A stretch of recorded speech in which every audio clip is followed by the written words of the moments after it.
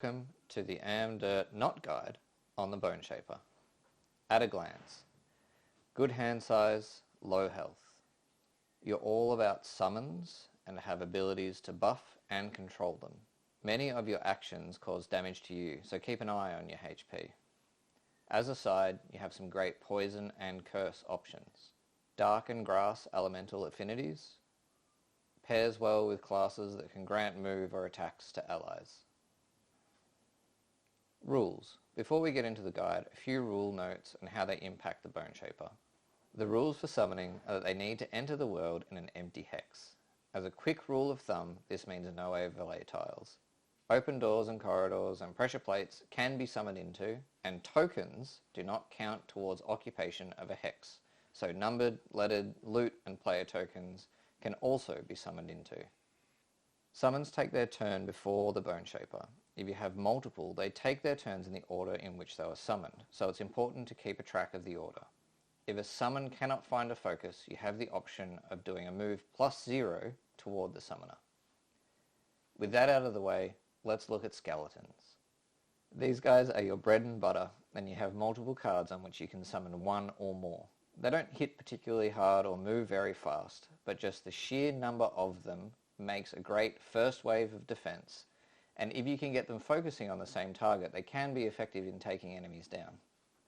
When a skeleton falls, you put the card in your discard pile, not your lost, meaning you can just keep sending them out.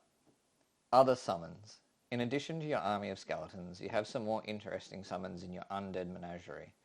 These are similar to traditional summons, where you will lose them if they die, but they are more sustainable. These beefier guys give a bit more value from your cards that allow you to grant a summon, move and attack. And on that note, control. The keywords to look for when trying to control your summons is grant X of your summons an ability or grant an ally. There are a magnitude of cards available that allow them to attack or move, and these are a big part of your arsenal. There are also some key improvements or buffs to your summons which can turn the tide of a scenario, such as Decaying Will, which makes all of your summons unaffected by a retaliate, Solid Bones, which gives Skeleton +1 HP, +1 move and pierce, which is huge against shielded enemies, Putrid Cloud, which is another great buff to all summons, making any attacker poisoned, or if they're already poisoned, they take 1 pure damage. Having multiple summons out gives you a lot of action economy and more than makes up for the relatively small moves and hits that they do. But they are fragile, so buffing and mitigating the damage is key. An effective way to do this is cursing. When you're not summoning, controlling or healing yourself, you want to be filling the enemy AMD with curse cards. This is a great source of damage mitigation and can turn a scary hit into comic relief. When the hits get through and your army needs to be topped up, a great way to do this is free summons. To optimize the Boneshaper, you want to try and set up scenarios where you can summon for free. Well, basically free.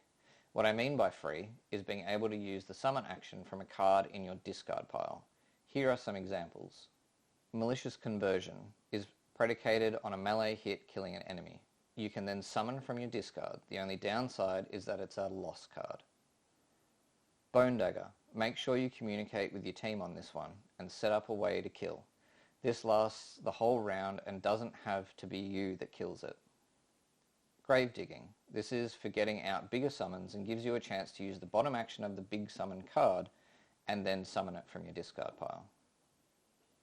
Soul Claim.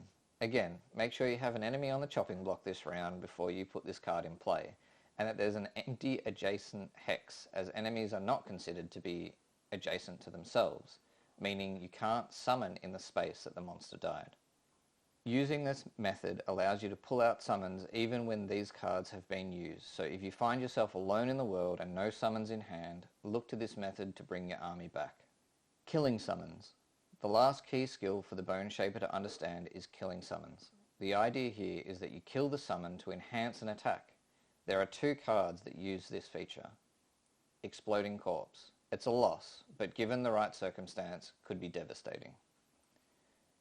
Putrid Cloud. It's a smaller hit, but you can use it multiple times. It makes grass and AoE poison. This mainly comes from your AMD though, and adds +4 if you kill the attacking summon. I would only ever do this with skeletons as it was never worth a lost card summon.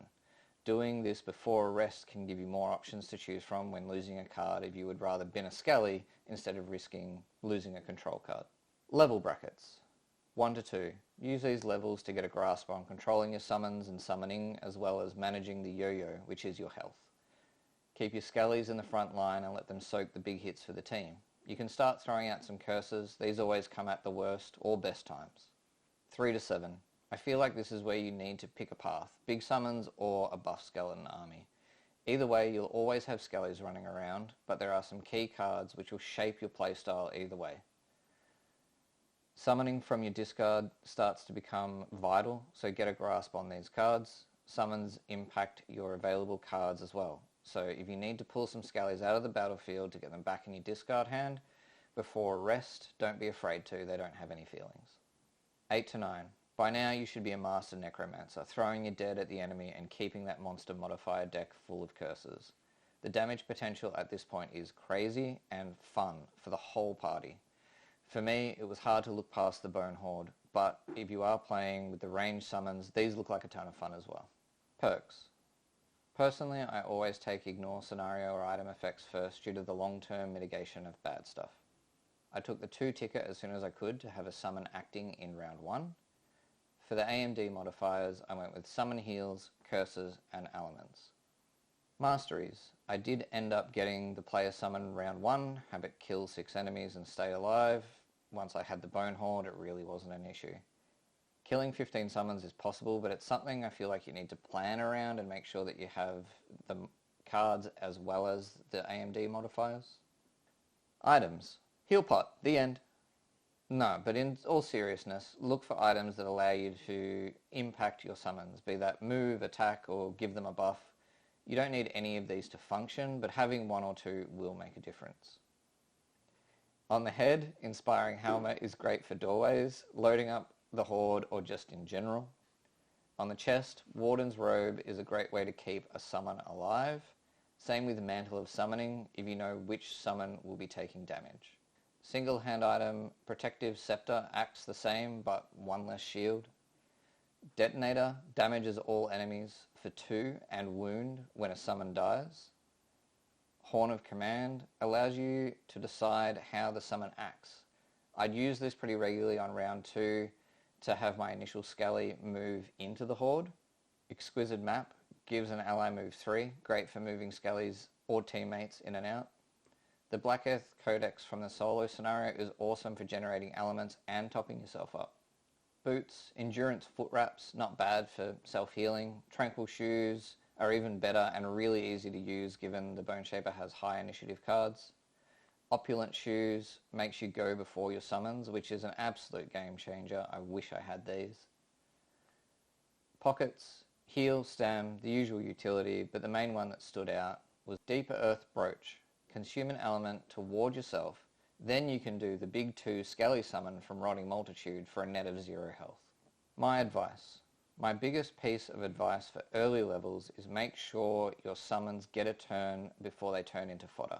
Watching your army get obliterated because you're at a late initiative sucks, particularly when you took Grant Mover attacks and then you have no summons left by the time it's your turn.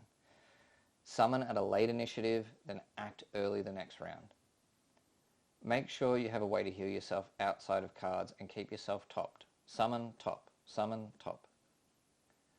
Look at the enemies before you decide on which summons or summon buff cards you bring. One size does not fit all.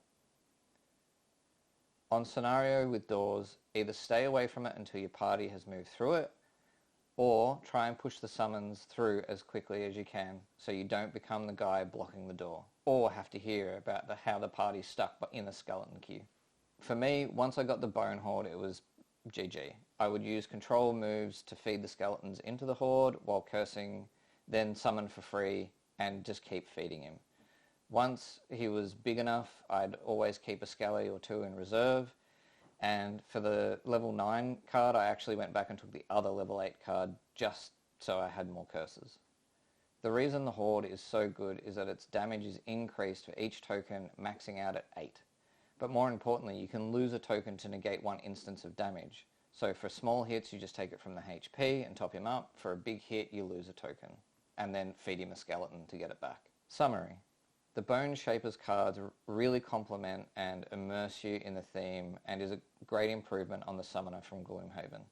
Having an endless army is great for soaking damage, and once you get high enough, your damage potential is up there with the big boys. If you aspire to be the ultimate necromancer and are not afraid to take some damage, I would highly recommend the Boneshaper.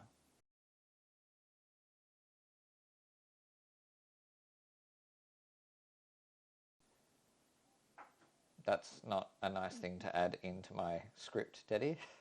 What? I'm a stupid... Damn it! Read the script log! Nope. That's alright. Get out of my shot. You're just making this longer. These are a big part of your arsenal. There are also some key improvements or buffs to your summons, which can... Solid Bones. Bones. It's right there. Yeah. I don't understand why my brain is not making this It's work. right there. I read it. All I have to do is read it. Are not considered to be adjacent to themselves, meaning you can't... Are you f***ing kidding me? Is that my Velcro? Yeah. Okay. I was trying to do it quiet, but you can't do quiet Velcro. No, Velcro's not quiet. Yeah, Shut up. I am! Perks. To efficiently make use of the Boneshaper, take Don't Be a Dickhead perk. Oh, I'm so glad you put that in. Got him! No, I was reading it, but I read it out for your entertainment. Oh. I'm not sending these to you anymore.